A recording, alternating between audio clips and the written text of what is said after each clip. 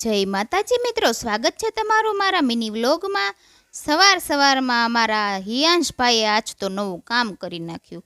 હું સવારમાં ઉઠીને નીચે આવીને ત્યાં તો જો હિયાંશભાઈએ માટલાનું ઢાંકણ હતું ને એ તોડી નાખ્યું। પાછો કે મમ્મા મેં તોડી નાખ્યું। મેં કીધું સારું, સવારમાં કામ કરી નાખ્યું।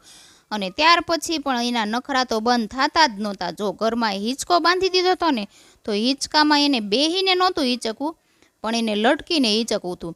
અને હિંચકા તો અમારા ઘરમાં છે ને 3 છે, પણ એને તો દેશી હિંચકો જ ગમે। એટલે મારી પાસે એણે પરાણે બંધાવ્યો। મને કે મમ્મા મને આવો હિંચકો બાંધી દે, તો મેં હિંચકો બાંધી દીધો। અને ત્યાર પછી મારે એક ક્લાયન્ટ આવેલા હતા જેમને ગાઉન સીવડાવવાનું હતું, એટલે મેં એનું બોડી માપ લઈ લીધું। અને મને તો બોડી માપથી તે સીવતા ફાવે છે, એટલે મેં બોડી માપ લઈ લીધું।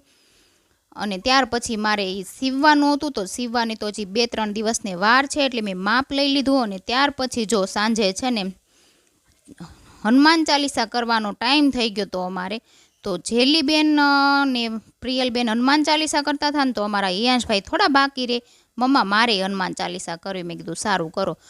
પછી જો મેં રસોઈ બનાવી નાખી, ભરેલા કારેલાનું શાક, સંભારો, કોબીનો સંભારો, તળેલા મરચાં, અથાણું, અને હા અમારે કેરીની સિઝન હોય ને એટલે કેરીનો સંભારો તો બનાવવાનો જ તે, કેમ કે અમારા ઘરમાં કેરીનો સંભારો બધાને બહુ જ ભાવે।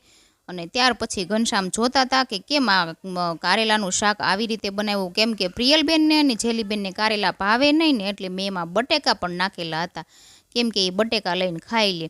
અને ત્યાર પછી જો ફ્રી થઈ ગયા ને જમીને, તો અમારા રસોડામાં ગરોળી આવી હતી, તો હું તો બીતી હતી, પણ અમારો આ કાનુડો બીતો નહોતો। મને કે લાવ મમ્મા હું કાઢી દઉં।